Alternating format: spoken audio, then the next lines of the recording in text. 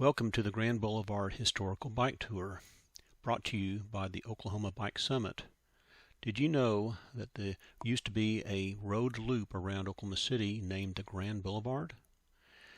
Over the years, parts of it have been lost to use for other things, but you can still ride the loop on your bike.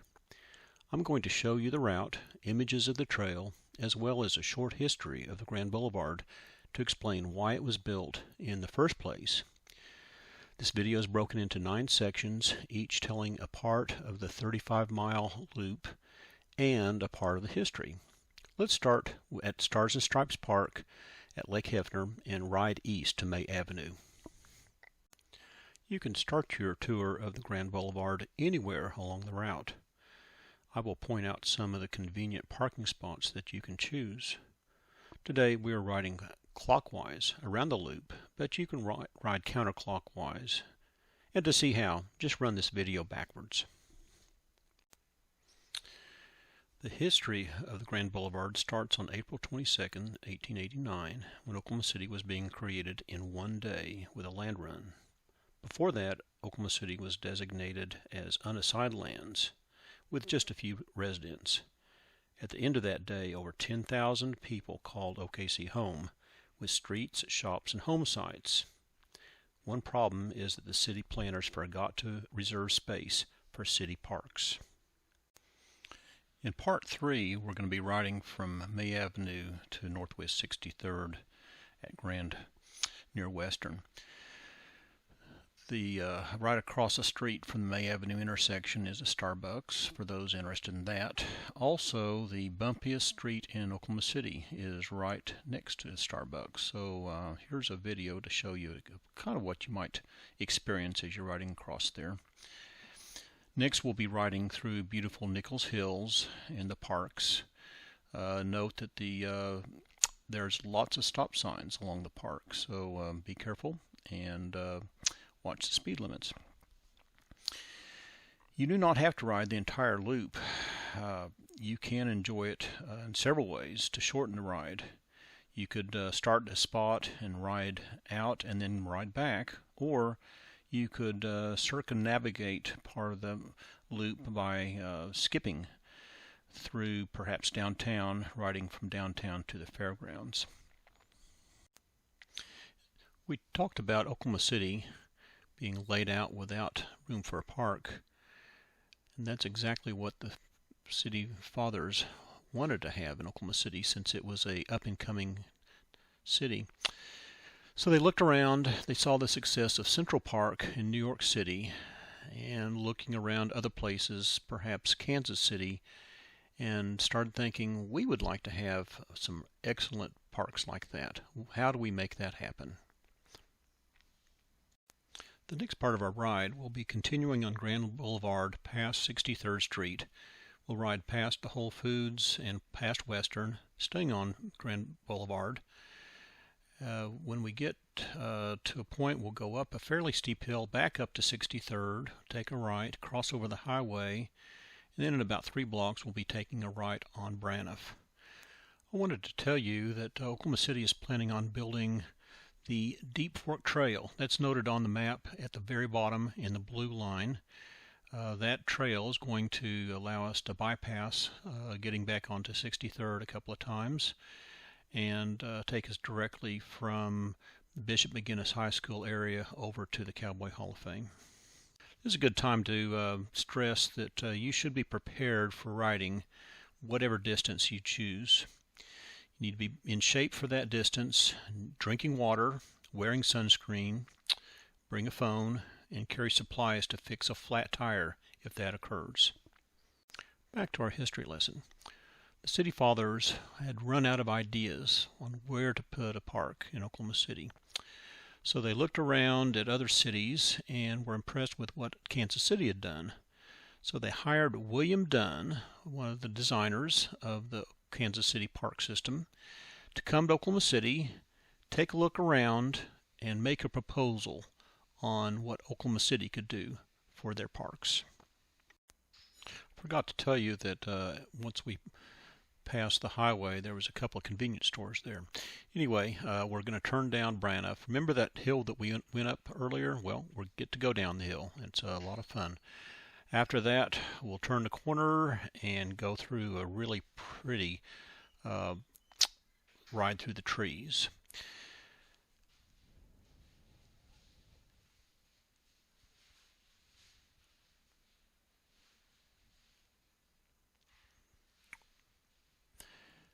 Next, we'll continue on to the service road up to 63rd and then back down, and we'll turn again south on the I-44 service road. That'll take us around by the Cowboy Hall of Fame. Once we turn back onto Grand, you'll see a bridge, and notice the side of the bridge. That is the last original piece of Grand Boulevard that you can see.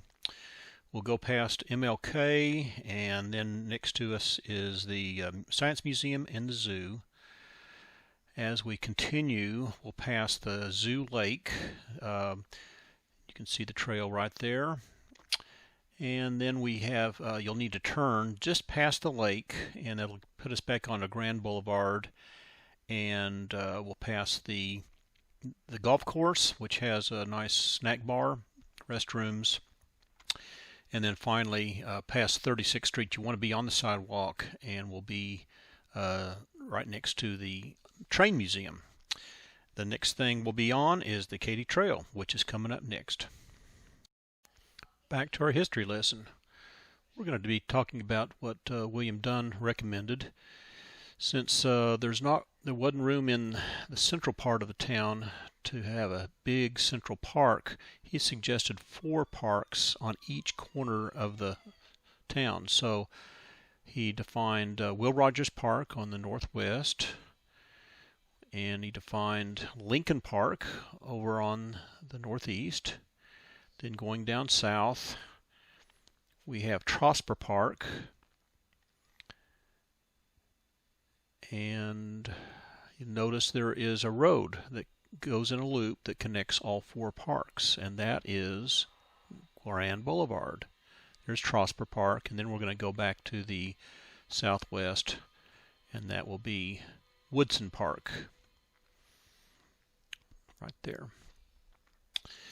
And then in addition to the 4 parks and the Grand Boulevard that connects them, Mr. Dunn suggested diagonal trolley cars to take people from the central part of town to each park. Don't believe that trolley cars ever got built. The city fathers asked Mr. Dunn how to fund the building of the Grand Boulevard. Mr. Dunn suggested that the city fathers buy up all the land around the proposed roadway and then later sell those as premium building lots using the extra funds that are raised to help build the road. We're now at Part 6, the Katy Trail to South Grand. There's some good parking right across the street from the entrance to the Katy Trail at the Railroad Museum, also at the Zoo and the Science Museum.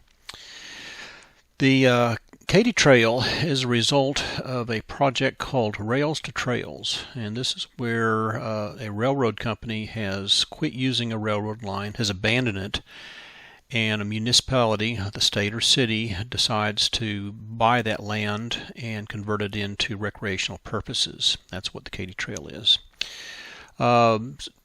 This is a real popular program in many states. For instance, Missouri has well over 500 miles of rails to trails. Oklahoma has about 15. That's a story for another time. Let's spend some time taking a look at the Katy Trail.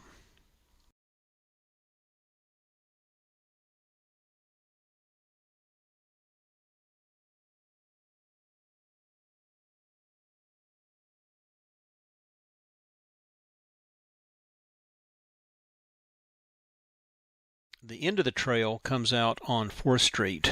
We'll then take a left at the light on MLK. We'll go over a railroad bridge, and then the second light will go left on Reno. This is a real busy intersection, so you want to be very careful about that. We'll go over the bridge on the river. And if you look down to the right, you'll see the Eagle Lake Trail down below you. That's a subject for another video. And then finally, at the end of the bridge, we'll take a right onto the South Grand Boulevard. Next, I want to tell you about, there's a planned bypass. If you look at the bottom of the map, you'll see a blue line, and Oklahoma City is planning a trail that will bypass that busy MLK and Reno intersection, so be a lot safer. So once that's done, that'll be a great trail to follow. It's 1910, and now we have the plan. We've bought up all of the real estate needed. It's time to start construction, but not so fast. We have World War I, the Spanish flu, and the Great Depression. It seems that, like the Grand Boulevard, we'll just have to wait for things to pick up. Number 7, South Grand to the Will Rogers Trail. We are now riding the South Grand Trail for about 11 miles.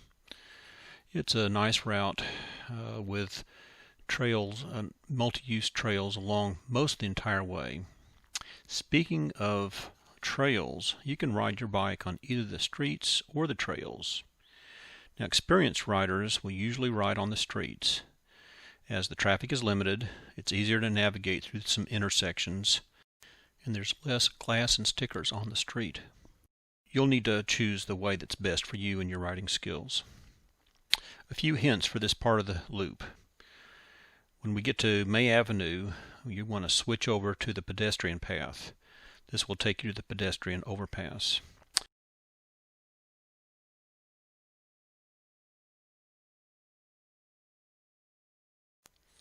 Here's the pedestrian overpass. As you can see, it is quite steep.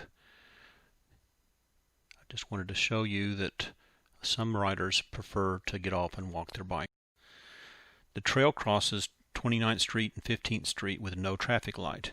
Be careful crossing there.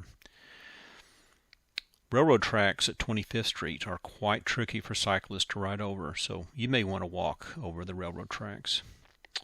And just before you get to 15th Street, you'll want to get on the sidewalk to cross 15th. Also, you'll want to get to May Avenue. You'll need to turn off the river trail onto Brookline. It's about a block west of May Avenue. You'll ride to 9th Street and then over to May. And the Will Rogers Trail starts just across the river. For 26 years, the plans for the Grand Boulevard sat on a shelf, gathering dust. Then in 1936, oil was discovered in Oklahoma City. Remember all that extra land that they bought up? Well, oil was under it, and now there's plenty of money to build the parks and the Grand Boulevard. Part 8. We will be riding on the Will Rogers Trail to Will Rogers Park. You'll be crossing Reno at May and riding around the fairgrounds. There's parking lots at the fairgrounds. Most riders prefer to stay on the Will Rogers Trail rather than riding on the streets. The trail follows I-44 on the east and then crosses to the west side of I-44 at 16th Street. Take care crossing at 23rd Street. It's a busy intersection. There is a nice hill descending into Will Rogers Park. There you will find parking and restrooms. The Grand Boulevard is open. During the remainder of the 1930s, 1940s, and 1950s, it was very common for Oklahoma City families to drive the Grand Boulevard Loop as their weekly entertainment.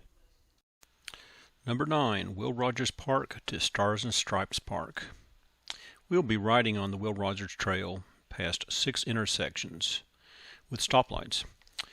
That's 36th Street, 39th, 50th, Portland, 63rd, and Northwest Highway. There is a convenience store at mile 34, which is the Northwest 63rd and Meridian intersection. The end of the Will Rogers Trail is at the Northwest Highway and Meridian intersection. Then the last mile is along the Lake Hefner Trail, back to our starting point at Stars and Stripes Park. I hope you've enjoyed the ride along Grand Boulevard. Detailed maps of the route can be found on the Oklahoma Bicycle Society website at okcbike.org. Then go to Maps and look for Grand Boulevard. Number 9, History, the Lost Streets. We learned last time that the heyday of the Grand Boulevard was in the 30s, 40s, and 50s. After that, Oklahomans started to get in a hurry to get somewhere, so superhighways were needed. It was decided to convert parts of the Grand Boulevard into highways. Luckily, we can still ride the loop on our bicycles. I hope you've enjoyed learning about the Grand Boulevard. This is Bill Elliott, and I hope to see you on the trails real soon. This video is presented by the Oklahoma Bicycle Summit in conjunction with the state bicycle advocacy organization Bike Oklahoma. Check the website bikeok.org for more information about these organizations and additional bike videos like this one. New videos will be added in the near future.